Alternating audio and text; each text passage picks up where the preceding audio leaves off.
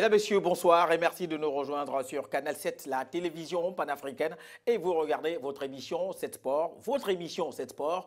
Et 7 Sport, vous le savez, c'est le résumé de la semaine de toute l'activité sportive du continent africain et du reste du monde, avec des analyses, des commentaires des différents acteurs de ces disciplines. Au sommaire de 7 Sport aujourd'hui, nous parlerons de la coupe, la super coupe du Gabon entre Manga Sport et le CF Mounana, rencontre qui s'est disputée samedi, donc hier, du côté du stade Jean Koumou de Lambaréné. Il sera également question dans cette émission du Classico, donc la rencontre au sommet du championnat espagnol entre le Real de Madrid et le FC Barcelone. Nous terminerons avec le thème de la semaine et la question, elle est toute simple.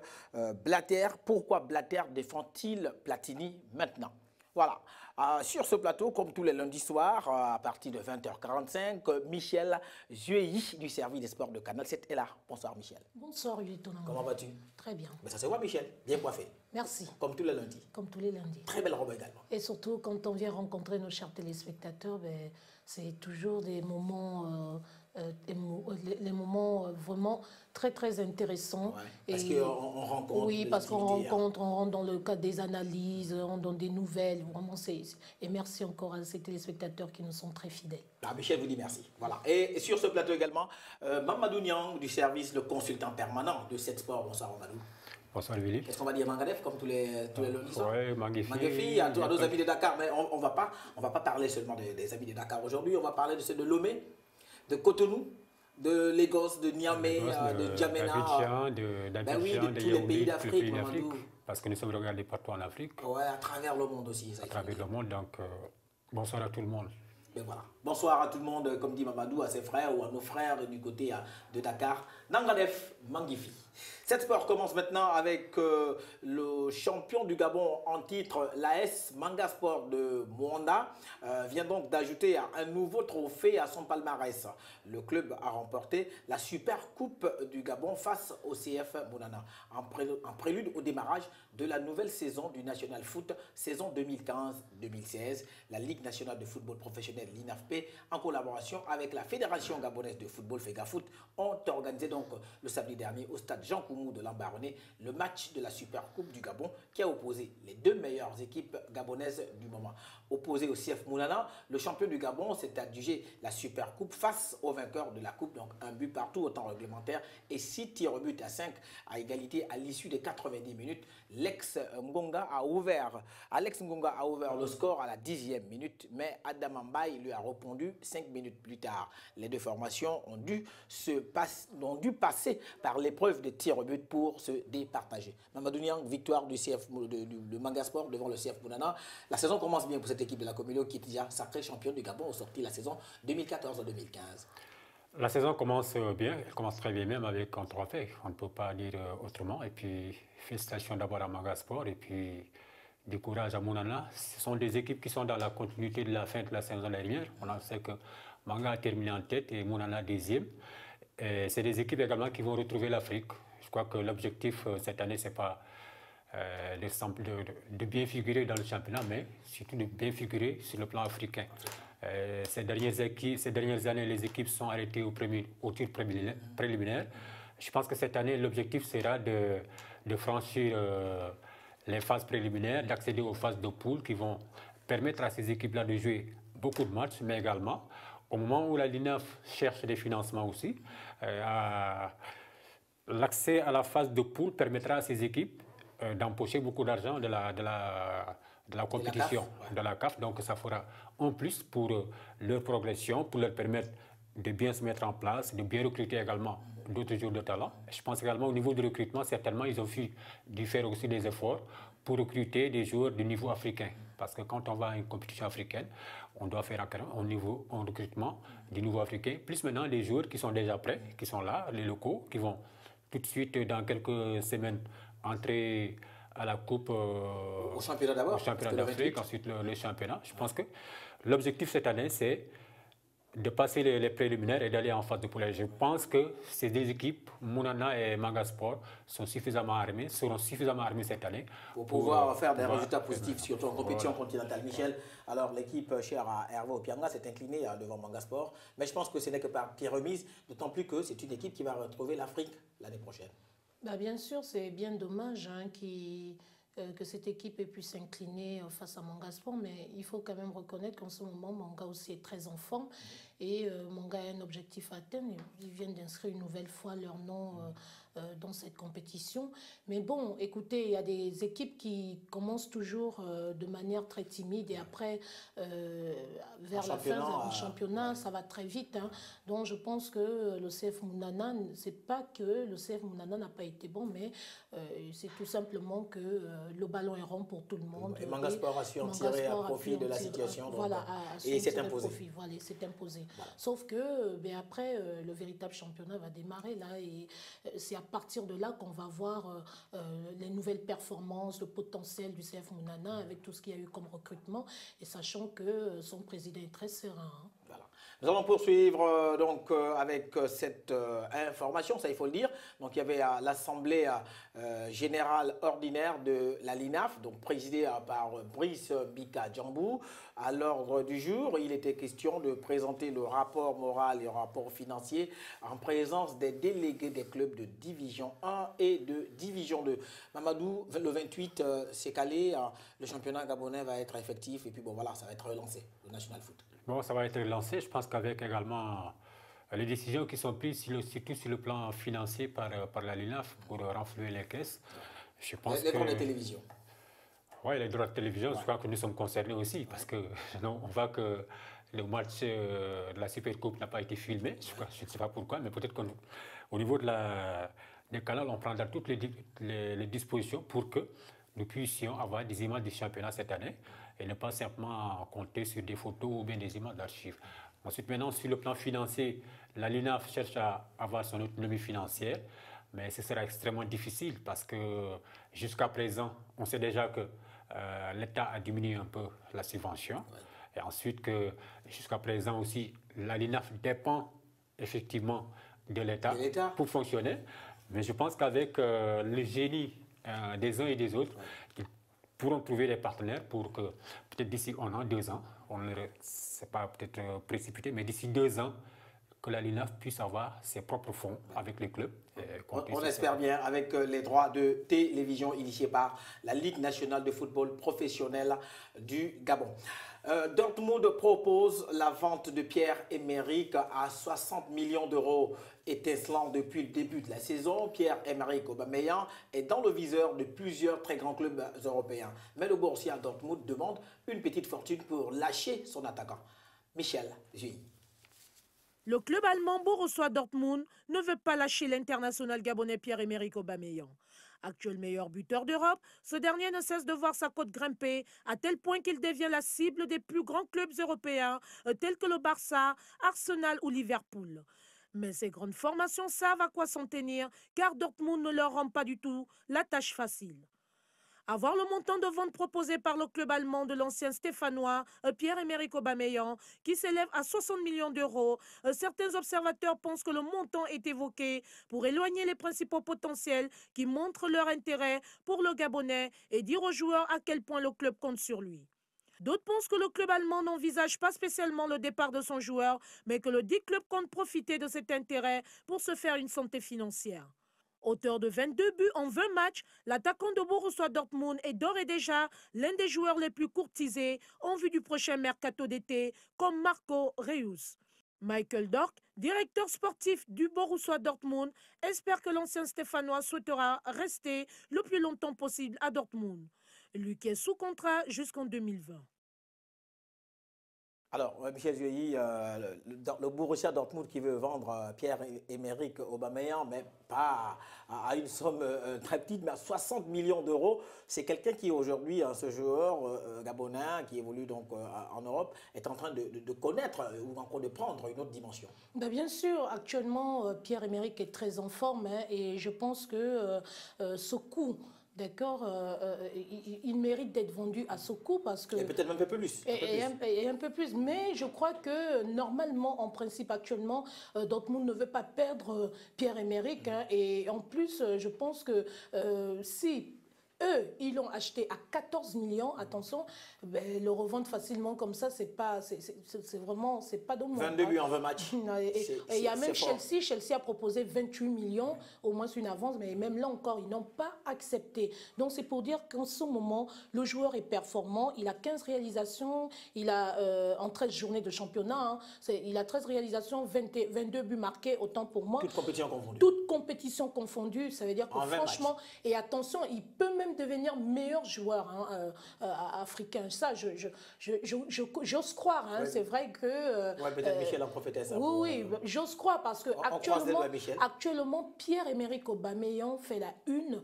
Il est très performant, il a du potentiel. Il est en train d'atteindre une autre dimension dans le cadre du football. Et il n'est qu'âgé de 26 ans. Donc, moi, je pense que c'est mérité. Mais en même temps, Dortmund n'a pas dit qu'il voulait vendre son joueur, mais plutôt que, bon, pour ceux-là, parce que ça se bouscule. Hein, ils ont Dortmund met la barre à 70 millions. Voilà, histoire peut-être de décourager certains clubs. Mais je pense que d'ici là, l'un des clubs finira quand même par décrocher Pierre-Emerick Aubameyang. Mais ça se bouscule jusqu'à Liverpool. Et je crois que, bon, il a signé son contrat jusqu'en 2020. On ose croire que le joueur lui-même, après tout, quand même, a une décision là-dessus. Hein. On ose croire qu'il va rester à Dortmund. Ben voilà. Nous allons poursuivre et parler du rejet du gouvernement donc des élections au sein de la FECAFOOT. Le sort des élections à la Fédération camerounaise de football a connu un énième rebondissement ce 18 novembre 2015. Le gouvernement camerounais a rejeté donc l'issue des élections par le Comité national olympique sportif local. On regarde ce reportage de Michel Juilly et on se retrouve pour en parler. Le feuilleton des élections à la Fédération camerounaise de football a connu mercredi un nouvel épisode. Alors que le vote du candidat Tombi Aroko Sidiki à la tête de la présidence de la Fédération camerounaise de football a été validé par le gouvernement camerounais, la Chambre de conciliation et d'arbitrage du Comité national olympique et sportif a quant à elle validé cette élection du nouvel exécutif de la Fédération camerounaise de football dans un communiqué. Une décision qui a été rejetée par les autorités camerounaises. Pour le gouvernement, la Chambre de conciliation et d'arbitrage du Comité national olympique et sportif a outrepassé ses compétences en rejetant la validité, à la fois les textes organiques adoptés à une large majorité et l'élection du nouvel exécutif de la FECAFOOT que le pouvoir de Yaoundé lui considère légitime. Avant la tournure des événements, certains observateurs croient qu'il faut s'attendre à de nouveaux rebondissements au regard de la détermination dont fait montre le gouvernement camerounais. Car, il faut le préciser, cette crise à la tête de la FECAFOOT a débuté en juin 2013 dernier et ce n'est pas la première fois que les élections de la dite instance camerounaise sont contestées par quelques dirigeants des clubs de football. Voilà, Michel Zouy, que se passe-t-il au sein de la Fédération camerounaise de football? Écoutez, ce qui se passe, c'est que le gouvernement est en train de rejeter effectivement la décision je crois, de la Cour d'appel. Et moi, je dis, c'est une institution qui a été mise en place pour trancher toutes les affaires concernant la fédération. Et il y a eu des plaintes. Il y a eu des plaintes par rapport... Il y a eu quelqu'un, il y a quelqu'un qui a été élu à la tête de cette fédération. Bien sûr, il s'agit de Tombi, Tombi Sidiki, oui, qui a été, je ne sais pas, lui, je crois Tombi Sidiki, si j'ai le la bon nom. Oui. Voilà, mais c'est... Tombi Roko, voilà, Sidiki. Au finish, l'élection a été donc invalidée. Oui, normalement, les deux parties, d'accord, sont à couteau tiré parce que le gouvernement estime qu'il n'y a aucune raison que la dite instance puisse à chaque fois refouler la décision de la fédération. Vous savez, en 2013, ce genre de cas était déjà survenu du côté de la fédération en 2013. La sélection de Joseph-Antoine Bell, l'élection de Joseph-Antoine Bell, autant pour moi, avait été refoulée, purement et simplement annulée, parce que l'instance estimait que les élections ne s'étaient pas faites dans les règlements. Les règlements n'étaient pas les règles de l'art, voilà. Donc, on n'a pas suivi la procédure normale comme il fallait, ça a été purement et simplement annulé. OK? Le gouvernement a accepté et le gouvernement est même allé jusqu'à garder le silence pour qu'on mette en place un comité de normalisation. Ce qui s'est fait de 2013 jusqu'en 2015. Bon, aujourd'hui, on a réorganisé les élections. Le gouvernement estime que les choses se sont faites dans les normes, dans les règles de l'art et qu'à présent, d'accord, l'élection de Tombi Roko est validée, mais qu'on dise aujourd'hui que ce n'est plus ça, alors là, ils ne sont plus d'accord. Et en même temps, il n'est pas du tout autorisé qu'on vienne bafouer leur autorité au Cameroun même. Je pense que c'est ça le problème actuellement. Mais bon, je pense que le TAS est là hein, pour trancher également l'affaire, mais on n'en est pas encore là pour le moment. L'élection de de Roko Tombi est validée et on continue d'espérer qu'il n'y aura pas de rebondissement, mais qu'à cela ne tienne, ça tourne à l'avantage effectivement d'autres adversaires qui ont perdu la partie parce qu'en principe, c'est comme s'il y avait une main noire qui faisait du sale boulot, c'est-à-dire qu'à chaque fois qu'on va à l'élection au Cameroun, il y a toujours une main noire, il y a toujours des personnes, des détracteurs hein, qui sont là pour bafouer cette élection, donc, pour chambouler. On espère que cette situation va encore rentrer dans l'ordre. Et surtout que le Cameroun n'en a pas besoin avec tout ce qu'il y a comme enjeu, tout ce qu'il y a comme compétition en vue. Moi, je pense qu'il est temps quand même que le gouvernement procède à un toilettage et qu'il remette les pendules à l'heure. Ben voilà. Nous allons poursuivre et parler cette fois-ci de Claude Leroy qui quitte le Congo. Le Français Claude Leroy, entraîneur des Diables Rouges du Congo, Brazzaville, a démissionné de son poste après avoir qualifié son équipe au dernier tour qualificatif à la Coupe du Monde de Russie 2018. Claude Leroy, qui détient le record de participation à la CAN, pourrait se retrouver dans une autre sélection africaine. Mamadou Niang. Le sélectionneur français du Congo-Brazzaville, Claude Leroy, a annoncé avoir quitté son poste après avoir qualifié les Diables Rouges pour le troisième et dernier tour de la phase qualificative Zone Afrique au Mondial 2018. Après 2 années formidables, j'ai décidé de partir vers d'autres aventures, a dit Claude Leroy après une victoire contre l'Éthiopie sur la marque de 2 buts à 1 à Brazzaville au 2e tour des qualifications pour la Coupe du Monde Russie 2018. Pour rappel, Claude Leroy avait qualifié le Congo pour les quarts de finale de la Coupe d'Afrique des Nations Guinée équatoriale 2015 après 23 années d'absence. Celui qu'on le surnomme Sorcier Blanc abandonne ainsi une équipe congolaise en tête du groupe E de qualification à la CAN 2017. Parmi les prétendants africains à engager Claude Leroy figure le Cameroun, pays avec lequel il a remporté la CAN Maroc 1988 et amené les lions indomptables au Mondial France 1998.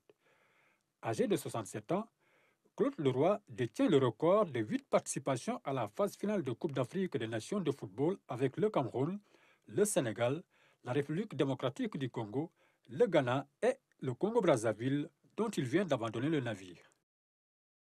Mamadou Niang, Claude Leroy a démissionné de son poste d'entraîneur de l'équipe du Congo-Brazzaville. Celui, comme dans le reportage tout à l'heure, qui est surnommé le Sorcier Blanc, est en train peut-être d'aller vers un autre pays africain. Bon, on l'attend dans d'autres pays africains. Vous savez qu'un entraîneur comme Claude Leroy ne chôme pas, parce que c'est quelqu'un qui a fait ses preuves, qui connaît bien l'Afrique. Et puis, à chaque fois qu'il est passé dans une équipe, il a contribué à faire venir des joueurs, des binationaux, qui avaient refusé souvent de porter le maillot national. Ça fait partie un peu du travail énorme qu'il fait. C'est quelqu'un qui aime l'Afrique et qui maîtrise pratiquement l'environnement africain. Est-ce que Claude Leroy prendrait la direction du Cameroun, puisqu'il y a Volker Finke qui a des problèmes bon, voilà. Ben, c'est possible qu'il prenne la direction du Cameroun. Enfin, je crois que, il y a aussi la Côte d'Ivoire. La Côte d'Ivoire, le Cameroun ou d'autres pays. De toute façon, je sais que c'est quelqu'un qui ne va pas chômer, et puis donc qui maîtrise parfaitement l'environnement du football africain. Maintenant, ce que les gens ne comprennent pas un peu, c'est pourquoi il a voulu quitter le Congo. Simplement parce qu'il était menacé au début, parce qu'après les Jeux africains de Brazzaville, il a été éliminé en demi-finale. Le peuple n'était pas content. Il a un peu démarré avec un peu poussivement. Et les gens ont commencé à contester sa valeur. Lui, il en a profité. Il est premier de sa poule pour les éliminatoires du mondial. Il est premier de sa poule. Il a qualifié l'équipe pour le 3e tour des éliminatoires du mondial. Il est premier pour les éliminatoires de la CAN 2017. Il est en très bonne position, donc il en profite, il a de l'expérience. Il dit que maintenant, c'est moi qui vais lâcher l'équipe. Donc il lâche l'équipe au moment où, effectivement, on a plus besoin de lui. Parce que on a plus besoin de lui, justement. Et donc je pense que il ne va pas tarder à retrouver un autre club. Il n'a pas digéré les critiques des supporters ou encore voilà, du peuple congolais quand le Congo connaissait d'énormes difficultés. La fédération sud-africaine a déclaré son soutien à la candidature de Tokyo Sexawale pour le prochain scrutin de à la Fédération internationale de football association qui est fixé pour le 26 février 2015 prochain à Zurich. L'homme a déposé sa candidature pour être le porte-flambeau de l'Afrique. Michel Juilly. La Fédération sud-africaine de football a manifesté son soutien à Tokyo Sexwale et a décidé de mobiliser la Confédération africaine de football autour de sa candidature, selon son président Danny Jordan.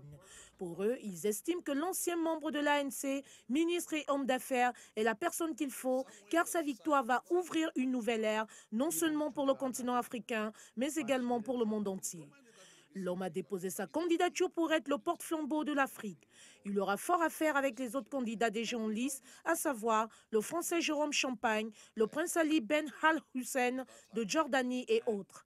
Mais beaucoup se demandent qui est réellement Tokyo Sexwale, qui est pressenti pour être le candidat soutenu par l'Afrique à la présidence de la FIFA. Certains réseaux sociaux qualifient son profil de plus fou de la planète, car en se référant à son palmarès influent, il est spécialiste des explosifs, formé en URSS, co-détenu de Mandela, prétendant à la présidence de l'Afrique du Sud, businessman milliardaire et divorcé, le plus médiatisé de son pays. Tokyo Sexwale est donc le 3e Africain à entrer en lice pour la succession de Sepp Blatter après l'ancien footballeur nigérian Segun Udegbami et Moussa Bility, le président de la Fédération libérienne de football. Chez UI, Tokyo Sexwale est le 3e candidat africain à prêter bien sûr la présidence de la FIFA. Aujourd'hui, l'Afrique, on sent, et bien sûr l'Afrique du Sud, tout le continent africain, un tout petit peu derrière ce monsieur qui a un parcours un tout petit peu, comme tu viens de le préciser dans le reportage, mais c'est une valeur sûre qui peut, en ce qui concerne les Africains, c'est une valeur sûre qui peut basculer, ou pas encore, qui peut faire en sorte que l'Afrique puisse définitivement prendre ce poste de président de la FIFA. Bah bien sûr, il semble être un outsider, mais très dangereux parce que il connaît, c'est quelqu'un qui a un palmarès lourd, c'est quelqu'un qui a prouvé d'abord en Afrique du Sud et sur le plan international. Et donc il faut dire que sur 7 candidats, il est quand même parmi les 2 candidats favoris. Il y a beaucoup d'argent. C'est quand même un affairiste, ouais. C'est un affairiste. Et il y a quand même 2 Africains dans cette course-là. Au moins, il ne pourra pas détourner l'argent de la FIFA. Ouais, en tout cas, c'est pourquoi, je pense que c'est pourquoi on a beaucoup plus confiance en lui, parce que lui, c'est quand même un homme d'affaires. Et puis, il a, comme je le disais tantôt, il a quand même toute une histoire. Hein. Et n'oublions pas qu'effectivement, il fut aussi le grand ami de Nelson Mandela. Ouais. Donc, il connaît, que ce soit dans le cadre politique ou dans le cadre d'affaires, ou même dans le cadre de la FIFA même, il connaît le fonctionnement interne, il sait ce qui se passe réellement. Bon, aujourd'hui, il n'est pas seul, il y a également le Libérien Moussa Bility, le patron du football libérien. L'ami de Mamadou Niang, lui aussi, qui est dans la course. Mais bon, ce que je vois apparemment, c'est que, mine de rien, cette élection de la FIFA reste ouverte. C'est l'une des premières élections qui a été quand même éligible, qui a été ouverte à tout le monde. Et voir la manifestation des Africains comme ça, je pense quand même que c'est une fierté de l'Afrique, pas seulement pour l'Afrique du Sud, mais pour tout le continent africain. Alors, que ce soit le Libérien Moussa ou ce Sud-Africain qui passe, ben, écoutez, l'essentiel pour le moment, pour l'heure, l'essentiel pour toute l'Afrique est de voir un Africain, d'accord, prendre la tête de la FIFA. Mais pour l'instant, on sait que c'est Issa Yatoum qui assume l'intérim. On espère bien que Tokyo Sexwale va donc s'imposer. En tout cas, le 26 février n'est plus loin, 2016 prochain n'est plus loin, on verra bien. Voilà, donc candidat à la présidence de la FIFA dont l'élection est prévue pour le 26 février prochain, le Sud-Africain Tokyo Sexwale souhaite autoriser les sélections nationales à porter des maillots du sponsor principal pour accroître leurs revenus financiers. Cette proposition figure dans son programme de candidature publié mercredi. Mamadou Niang. Le Sud-Africain Tokyo Sexwale, candidat à la présidence de la FIFA, souhaite autoriser les sélections nationales à porter des maillots floqués du sponsor principal, autre que l'équipementier, pour permettre aux fédérations nationales d'accroître leurs moyens financiers, a-t-il annoncé. Le riche homme d'affaires, compagnon de cellule de Nelson Mandela, est convaincu qu'il y a de la marge pour plus de revenus de millions de dollars qui seraient destinés directement aux caisses des fédérations nationales. Cette proposition figure dans son programme publié mercredi qui vise à restructurer l'organisation de l'instance mondiale du football et réparer les dommages causés à la marque FIFA. Pour rappel, le règlement de la FIFA interdit aux sélections nationales d'arborer un sponsor sur les maillots. Voilà donc Mamadou Niang, Sexwalo, qui donc lui propose en fait l'un de ses chevaux de bataille de pour l'élection à la tête de la FIFA. C'est vrai qu'aujourd'hui, lui propose que les équipes nationales portent des noms de sponsors sur les maillots pour accroître leurs revenus. Bon, cela figure, c'est dans son programme, mais moi je pense que la FIFA et les autres fédérations, la FIFA comme la CAF, ont suffisamment de moyens pour alimenter les caisses des fédérations. Oui. Maintenant, il s'agit juste que ce soit une répartition juste et équitable, que le maximum de pourcentage des recettes de la FIFA, de la CAF et des autres confédérations aillent aux équipes nationales. Mais si, par exemple, les recettes, le pourcentage le maximum du pourcentage va souvent, comme on le fait, à l'administration, et que les fédérations, les joueurs qui sont sur le terrain reçoivent moins, je pense qu'il y aura toujours des problèmes. Maintenant, il faut réajuster. Je suis d'accord qu'ils disent, par exemple, que quand je serai élu, je vais réajuster, faire en sorte que le plus grand financement, le plus grand pourcentage, si par exemple sur les 100%, les 80% allaient pour le financement, il doit dire que maintenant, à partir de maintenant, si je suis élu, les 80% du financement de l'argent du sponsoring, des retombées financières vont aller aux fédérations. Là, je pense que c'est une bonne proposition. Mais quant à mettre un logo le logo du sponsor sur le maillot national, en Coupe du Monde par exemple, ou encore sur un maillot de l'équipe nationale, en Coupe d'Afrique et tout ça, c'est pas trop. Bon. Mais je pense que c'est tout. Quelque part, on peut le prendre comme ça, que ce n'est pas mauvais, puisque aujourd'hui le football est une affaire de sous aussi, il faut le dire. Une affaire de sous, mais il ne faut pas aussi chercher à coûte que coûte avoir des sous et puis remplir de logos le maillot national. Le maillot national, je pense que le logo du sponsor, il y a le logo de l'équipementier, plus maintenant le logo de la nation. Je crois que c'est tout à fait suffisant. Les autres moyens, comme je l'ai dit, la FIFA, la CAF ont suffisamment de moyens, ils ont suffisamment de sponsors. Il s'agit juste de réajuster que le maximum puisse aller pour les fédérations.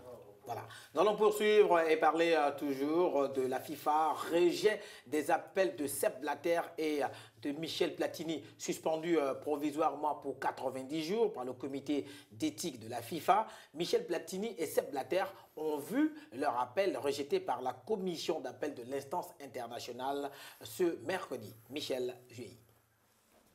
Les appels du président démissionnaire de la FIFA, Sepp Blatter, et le candidat à sa succession, Michel Platini, ont été rejetés par le comité d'appel de la FIFA. Ces derniers qui contestent la décision de la commission d'éthique de la FIFA qui avait été prise à leur encontre, celle de les suspendre de leurs fonctions et de toute activité liée au football jusqu'au 5 janvier 2016 prochain, ont été malheureusement déçus de voir leur requête refusée mercredi par le comité d'appel de la dite instance. Mais malgré ce rejet, les deux personnages les plus puissants de la planète football n'envisagent pas reculer ni baisser les bras. Bien au contraire, d'après son avocat Richard, dans un communiqué, Joseph Sepp Blatter est déterminé à laver sa réputation car il estime qu'il n'y a pas de preuve de motivation illicite dans l'accord entre Michel Platini et la FIFA. Dans le camp Platini, le ton change et se fait plus offensif. Pour lui, il estime que jusqu'alors, il s'est soumis aux procédures internes de la FIFA, mais qu'étant donné que son appel a été rejeté, il va arrêter cette démarche qu'il a qualifiée d'angélisme, a indiqué à l'AFP son avocat M. Thibault. Actuellement, les deux hommes tiennent mordicus et envisagent poursuivre la contestation de la sanction du comité d'appel de la FIFA, mais cette fois devant le tribunal arbitral du sport. Voilà, Michel Zueyi, les appels donc, de Platini et de Blatter ont été rejetés. Donc on peut comprendre et puis conclure que pour l'instant, ils ne seront pas de la course. Ben oui, pour l'instant, provisoirement, ils ne seront pas de la course hein, jusqu'à ce qu'ils auront prouvé leur innocence. Mais je pense qu'on a affaire là à deux personnalités importantes qui ne veulent pas ternir leur image, qui vont tout faire, qui vont se battre, voire même aller jusqu'au TAS. C'est d'ailleurs ce qu'a dit Michel Platini lors de son dernier interview, où il disait qu'il devait aller, il n'allait pas relâcher, il n'allait pas lâcher prise et qu'il allait aller au bout justement de ce problème parce qu'il tient absolument à ce que le tribunal arbitral de sport prenne ce problème à bras le corps. Donc, je pense qu'il est temps quand même que ces deux personnalités prouvent de quoi sont-ils capables, qu'ils prouvent leur innocence. Oui, mais aujourd'hui quand même, Michel, on constate que bon, ce sont deux personnalités qui reviennent ou qui retrouvent des meilleurs sentiments, mais quand même, à un moment donné, ces deux personnalités également étaient à couteau tiré. Bien sûr, mais chose étrange, effectivement, Willy, aujourd'hui, on se rend compte que Sepp Blatter est en train de soutenir maintenant Michel Platini. C'est l'objet du débat, justement, du thème de la semaine. Oui, justement, Willy, enfin, c'est une surprise, mais en même temps, ils se sont rendus compte qu'ils sont dans une même situation et qu'il faut se serrer les coudes. L'union fait la force. L'union fait la force. Donc, du coup, ne soyons pas surpris si d'ici là, il y a des rebondissements ou que l'affaire prenne une autre tournure.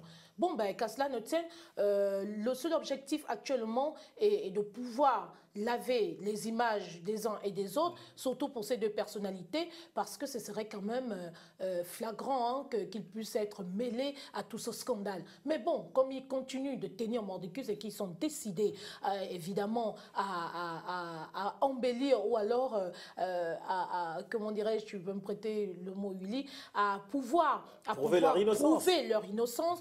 D'accord, un comme Blatter qui est sorti de l'hôpital récemment a décidé effectivement d'aller aussi jusqu'au bout. Je pense que l'essentiel est là. On veut juste savoir ce qui se passe. Mais voilà. Nous allons poursuivre et parler cette fois-ci de la coupe, la finale allée de la coupe de la Confédération africaine de football.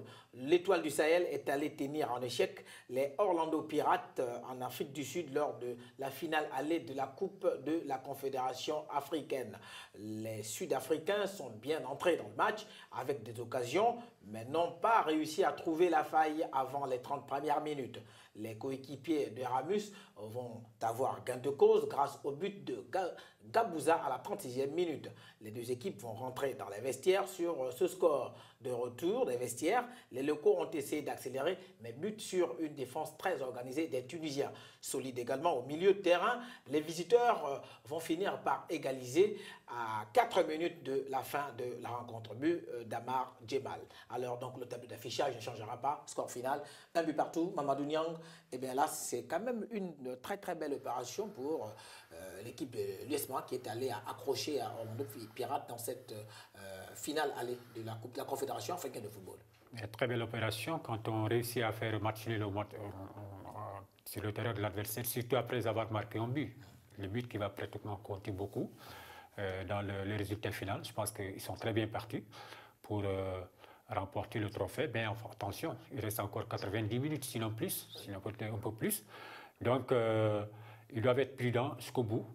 La finale n'est pas encore gagnée, d'autant plus que Orlando Pirates joue bien à l'extérieur. Ils l'ont démontré durant tout le tournoi. C'est une équipe qui se comporte très bien à l'extérieur. Donc, ils vont jeter toutes leurs forces dans la bataille au match retour pour essayer de scorer, de faire comme les autres. L'Étoile sportive du Sahel également a gagné tous ses matchs des éliminateurs à Tunis. Donc, on voit là qu'entre une équipe qui a gagné tous ses matchs à domicile et une équipe qui joue très bien et qui souvent gagne à l'extérieur. Ouais. Donc la finale n'est pas encore... en fait, le résultat final n'est pas encore connu. Donc, on attend il y a le suspense, il y aura le suspense jusqu'au bout. Et des rebondissements.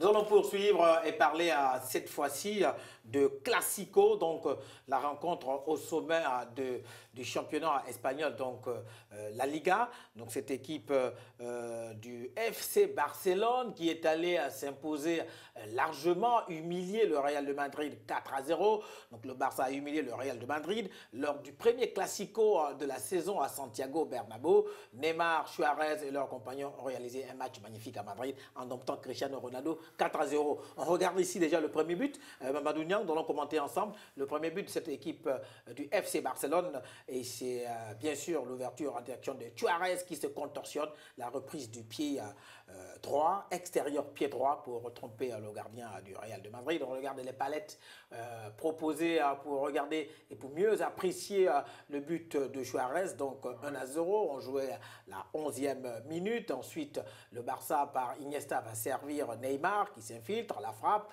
Et le deuxième but qui passe, ce ballon qui passe sous l'aisselle du gardien du Real de Madrid. Voilà, on regarde ce but et c'est Neymar qui s'infiltre, la frappe et le deuxième but 2-0. Le troisième but va survenir et là encore c'est un très très beau geste de Neymar, donc la complicité Neymar-Iniesta, la talonnade, la petite talonnade de Neymar qui donc met sur orbite Iniesta qui lui ne se pose pas de questions, la frappe elle est puissante, pleine lucarne.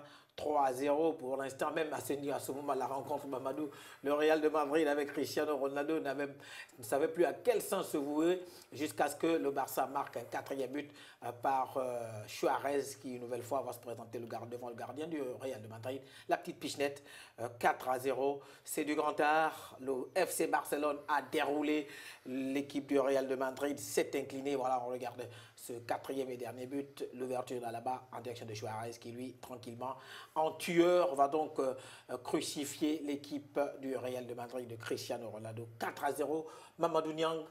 C'est souvent ce genre de rencontre qui détermine l'issue du championnat, surtout en Espagne, parce qu'à 4-0, déjà le Barça qui prend 6 points d'avance devant le Real Madrid, ça va être compliqué pour le Real de revenir. Très important, 6-0 dans le 6 points d'écart dans le championnat espagnol et à l'allure avec lesquelles les deux équipes marchent actuellement.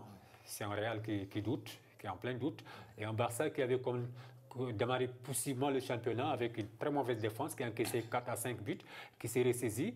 Un Barça qui commence à retrouver ses marques, à jouer comme l'année dernière, donc une équipe beaucoup plus stabilisée. Et un Real Madrid où on assiste à beaucoup de polémiques par rapport au système de jeu défensif de l'entraîneur. Cristiano Ronaldo a des envies, il veut aller vers le Paris Saint-Germain. Ah ouais, c'est ce qu'on dit, c'est ce qu'on dit. Et ensuite, quand on revoit un peu son comportement sur le terrain, c'est pratiquement, on peut donner raison à ceux qui pensent qu'il veut partir. Mais il y a aussi toutes ces polémiques par rapport au système de jeu, à l'organisation du jeu même. L'entraîneur, il a un jeu beaucoup plus défensif. Vous vous rendez compte qu'il était bien parti, mais cette fois-ci, il a joué comme Ancelotti, sous la pression des supporters, des dirigeants, des joueurs. Il a joué en 4-3-3 offensif, qui n'est pas son jeu. Et il s'est pris dans le piège où le Barça a contrôlé pratiquement le jeu pendant 90 minutes et s'est baladé pratiquement. Et je pense que le Real se relèvera très difficilement de cette claque-là. Ben voilà. Le Real va essayer de coller au FC Barcelone, mais cela va être difficile. Nous allons donc poursuivre et parler de l'association Awana Wolamba, donc une association qu'on sait depuis quelques années. Mamadou Niang, nous allons parler d'abord tout de suite des chiffres alarmants de Real de Madrid, donc de ce Real de Madrid FC Barcelone. On nous fait signe de l'autre côté de la régie que bon, voilà, le Real de Madrid et le FC Barcelone ont disputé ce samedi donc leur 231e rencontre directe. C'était à l'occasion de la 12e journée de la Liga espagnole. Les chiffres de ce classico sont alarmants. Plus de 500 millions de téléspectateurs à travers le monde ont regardé le match. Le quadruple Ballon d'Or, donc Messi entre 2009 et 2012, était sur le banc pendant que Luis Suarez et Neymar ont mis donc le feu aux poudres. En 169 rencontres, autant pour moi, en championnat entre les deux équipes, le Real de Madrid est légèrement devant avec 71 victoires contre 67 pour le Barça. Un presque match nul entre les deux équipes dans ce domaine. Enfin, il y a eu en tout 230 matchs officiels entre les deux équipes. Et là encore, c'est le Real de Madrid qui domine avec 92 victoires contre 89 pour le FC Barcelone et 48 nuls. Au nombre des titres de champion d'Espagne glanés respectivement, les Merengues, donc l'équipe des Merengues est plus titrée en Europe avec 10 trophées au palmarès. Donc en ce qui concerne bien sûr la C1, donc la Ligue des Champions.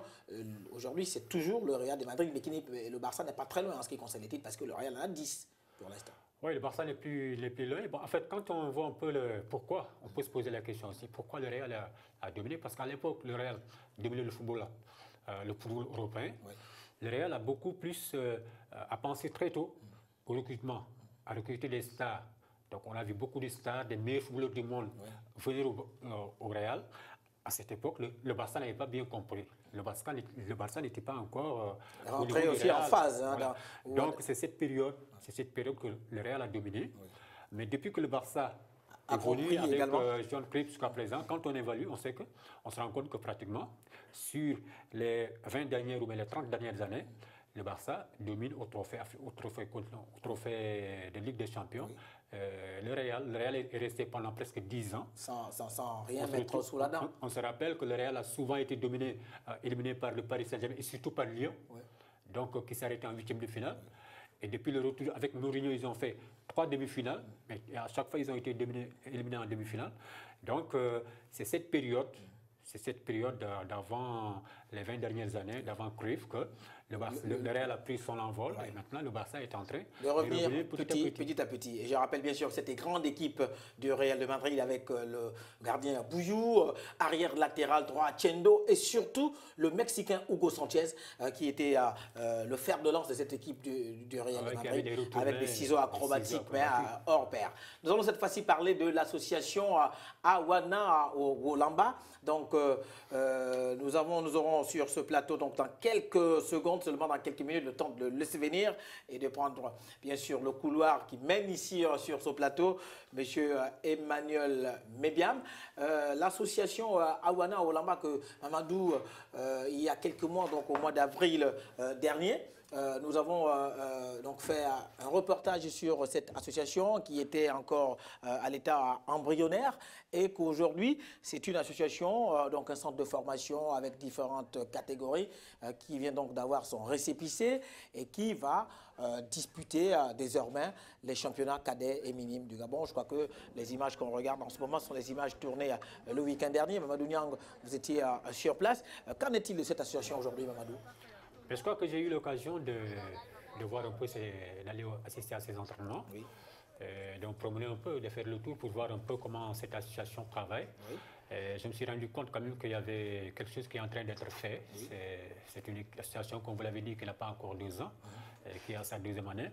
Mais quand on observe un peu les techniciens, les encadreurs au travail, les joueurs également, les petits qui s'entraînent, on sait qu'il y a déjà quelque chose qui est mis en place et que s'il continue sur cette lancée, je pense que c'est un centre de formation on va en parler et qu'il faudra parler de lui avec le soutien de ses responsables et de ses encadreurs.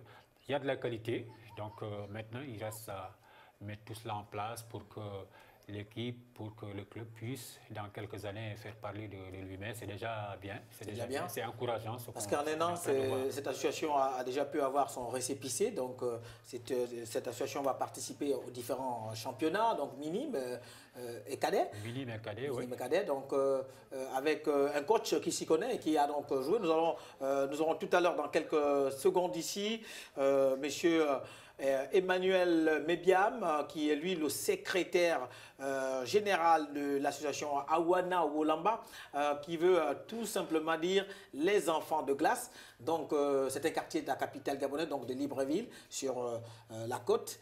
Et ces enfants de glace ont donc mis en place cette association et qui, donc, dans quelques semaines, dans quelques mois seulement, va donc disputer les différentes va donc se battre pour obtenir des places dans les différents championnats. Du coup, nous allons écouter tout de suite l'intervention du coach ou encore du formateur. Il s'agit de Jérémy Adandé qui a donc donné son sentiment ou qui a répondu aux questions de Mamadou Niang. C'était samedi dernier. Pour le moment, c'était la bola détection. Là, en ce moment, on a presque trouvé un peu le groupe qui pourra nous permettre un peu de démarrer le championnat. Bon, nos ambitions, c'est d'être parmi les meilleurs aussi. Bon, normalement, quand on a commencé le début, c'était 2 fois par semaine, le mercredi et le samedi. Bon, maintenant, comme le championnat va bientôt démarrer, on va essayer de prolonger au moins 2 ou 3 jours. Donc, on va commencer de mercredi à vendredi. Comme les samedis, c'est souvent les matchs ou les mercredis. Bon, comme ça n'a pas démarré, on garde toujours les mêmes programmes, quoi. Oui, vous-même, vous avez vu, il y a du génie là-dedans. Nous, on apporte notre petite touche avec les encadreurs, essayer d'apporter un peu, qu'ils essaient d'aller dehors. C'est le travail, c'est tout. Voilà, donc c'était à l'instant Jérémy Adandé, formateur bien sûr dans cette association Awana Wolamba. Alors sur ce plateau donc vient de nous rejoindre monsieur Mébiam Emmanuel, il est le secrétaire général de cette association. Bonsoir monsieur. Bonsoir monsieur Wilito Langoy. Comment allez-vous? Très bien. Voilà, Awana Wolamba, je ne sais pas si je me suis trompé, mais ça veut bien dire les enfants de glace, c'est en langue mienné. Tout à fait. Awana Wolamba, c'est en langue mienné, ça signifie les enfants de glace d'Olamba. Alors l'association aujourd'hui a déjà est reconnue. Il y a un mois ou 2 mois de cela, l'association a pu déjà donc avoir son récépissé pour pouvoir exercer. Effectivement, on va dire il y a 2 mois et demi, l'association a été reconnue par le ministère de l'Intérieur. Et là, j'ai sur moi le... Oui, vous pouvez regarder, on va regarder. On va vous aider à regarder, mais on peut avoir tout ici, tous les documents si vous voulez bien. Les documents qui... Voilà, ici déjà nous avons Ligue de l'Estuaire, on peut voir. Voilà, et puis récépissé provisoire. Voilà, l'association sportive Awana Wolamba, voilà, c'est ici, on peut regarder. Elle est donc légale. Légalement reconnue, oui. Légalement reconnue, et que donc désormais... Vous allez participer aux différents championnats cadets. Oui, cette année, nous allons participer aux différents championnats organisés par la Ligue de football de l'Estuaire via la sous-ligue de Libreville. Et nous prendrons part plus précisément au championnat de la catégorie cadet minime. Et aujourd'hui, quels sont vos projets, les objectifs à atteindre? C'est déjà de... Bon, déjà de faire en sorte que l'association participe au championnat, comme je disais.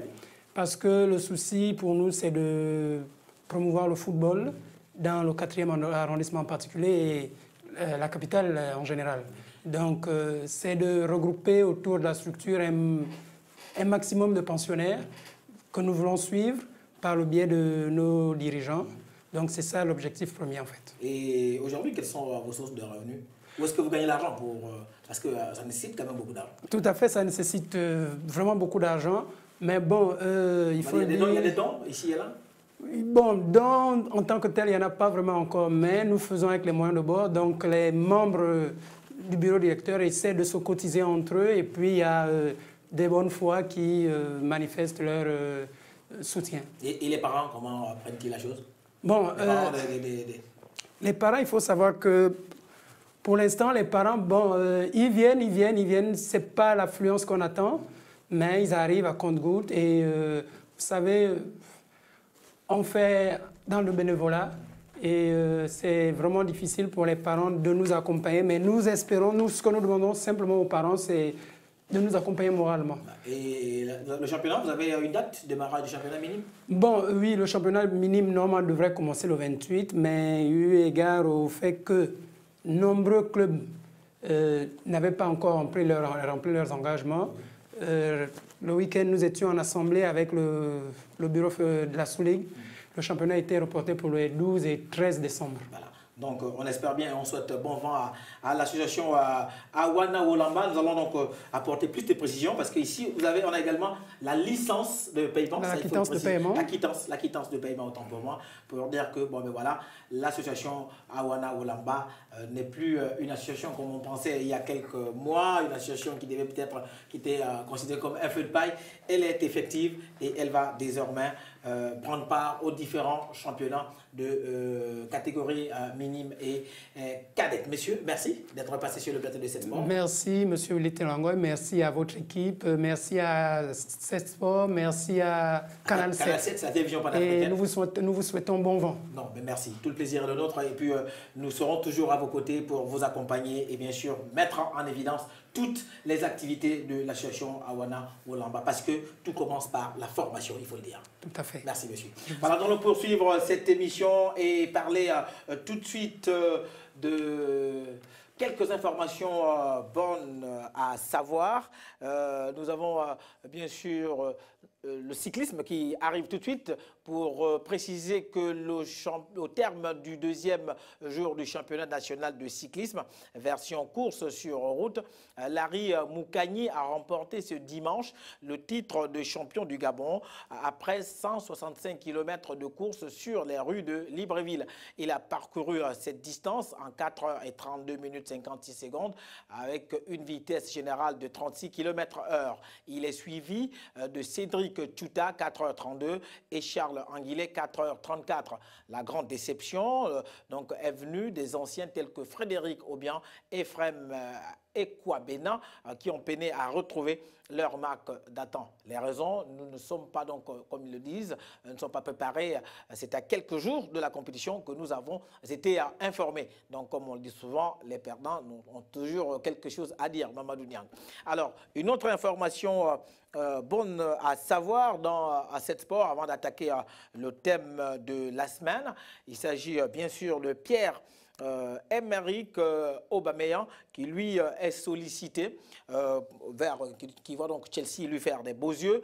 On espère bien que Pierre-Emerick Aubameyang va céder ou qui va donc rejoindre l'équipe de Chelsea. Il y a également le coach Gourcuff des Fennecs d'Algérie qui est incertain et qu'aujourd'hui on ne sait pas exactement s'il va rester au sein ou de cette équipe algérienne où il va donc peut-être prendre la poudre d'escampette vers d'autres pays.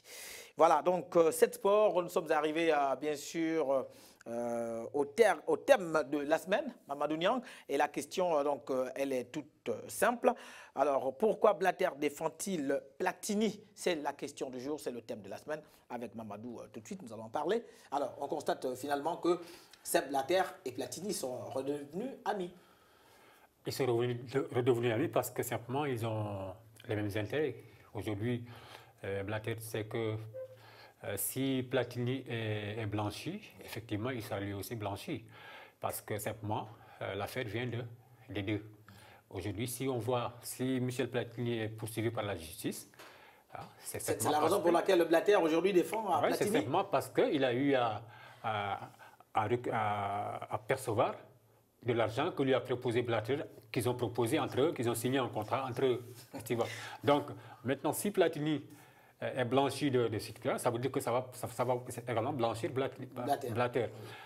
Blatter a été mis dans l'affaire à partir de l'implication de Platini. Oui. Mais sans ce 1,8 million remis à Platini, les 2 millions remis à Platini, peut-être que Blatter n'en serait pas là. Donc c'est tout à fait normal qu'ils marchent ensemble. Mais je pense que au moment ou bien au stade où vont les choses, ce serait très difficile qu'ils s'en sortent. Déjà, Michel Platini est poursuivi. La commission d'enquête ce matin même a relancé l'affaire, donc les poursuites contre Platini et contre Blatter. Donc c'est comme ça. Donc, voilà, ils vont assumer, le temps qui nous est imparti est quasiment arrivé à son terme. Cette sport donc c'est terminé pour aujourd'hui. Merci de nous avoir suivis. On se retrouve bien évidemment lundi prochain, même heure, même plateau et même décor. Au revoir et à lundi prochain.